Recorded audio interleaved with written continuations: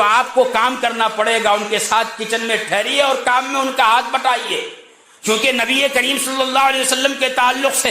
کسی نے پوچھا اما جان عائشہ صدیقہ رضی اللہ تعالی عنہا سے کہ آقا صلی اللہ علیہ وسلم کا گھر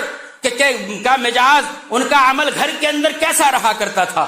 وہ یہ سمجھتے تھے صحابی پوچھنے والے کہ جیسا باہر نمازوں کے پابند ہوا کرتے تھے، گھر میں بھی مصلی اور مصلی کے اوپر آقا صلی اللہ علیہ وسلم ٹھہرے رہتے ہوں گے اور نماز پڑھتے ہوں گے. لیکن اما جان عائشہ صدیقہ رضی اللہ تعالیٰ عنہ نے ارشاد فرمایا کہ جب میرے محبوب محمد مصطفیٰ صلی اللہ علیہ وسلم گھر کے اندر داخل ہوتے تو ہنستے ہوئے آیا کرتے تھے اور سلام کیا کرتے تھے.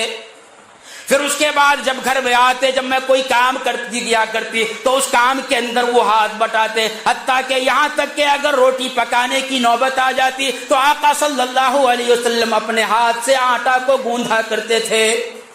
اور یہی نہیں میرے دوستو، ایک آگے جملہ کہوں گا تو آپ سب کے سب حیرت زدہ رہ جاؤ گے کہ اما جان عائشہ صدیقہ رضی اللہ تعالی عنہا نے ارشاد فرمایا کہ اگر گھر میں جھاڑو دینے کی ضرورت پڑتی تو کبھی کبھی نبی کریم صلی اللہ علیہ وسلم جھاڑو کو اٹھاتے اور اس جھاڑو سے گھر کو صاف کیا کرتے تھے. یہ تھا نبی کریم صلی اللہ علیہ وسلم کا اخلاق اپنی ازواج کے ساتھ کہ گھر میں جاتے تو ان کے گھر کے کام کاج میں حصہ لیتے تھے اور کام کیا کرتے تھے. آج رمضان کے مہینہ میں ہمیں چاہیے کہ ہم مرد، ہم شوہر ان باتوں کے اوپر عمل کریں کہ گورنمنٹ تلنگانہ نے یہ آرڈر دے دیا ہے کہ 4 بجے تک دفتر بند.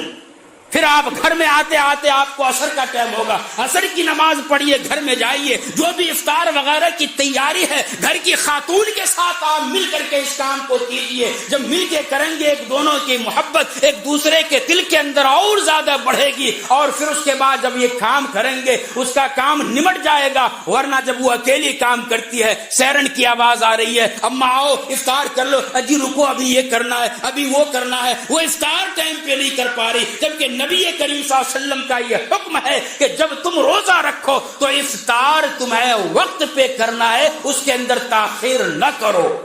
اب اگر خواتین تاخیر کر رہی ہیں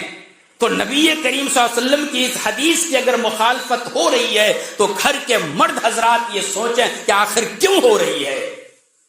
اگر ہم ان کے کاموں میں ہاتھ بٹائیں گے 5 منٹ پہلے ہمارا افطار کا دستر تیار ہوگا، بیوی بچوں کے ساتھ اپنے دستر پر بیٹھ کر کے ہم سب کے سب اللہ کے سامنے ہاتھ اٹھا کر کے دعا کریں گے. دعا کے اوپر معصوم بچہ ہمارا آمین کہے گا، فرشتے اس کے آمین پہ آمین کہے گا، تو ذرہ برابر اس دعا کی قبولیت کے اندر شک ہرگز نہیں ہوگا.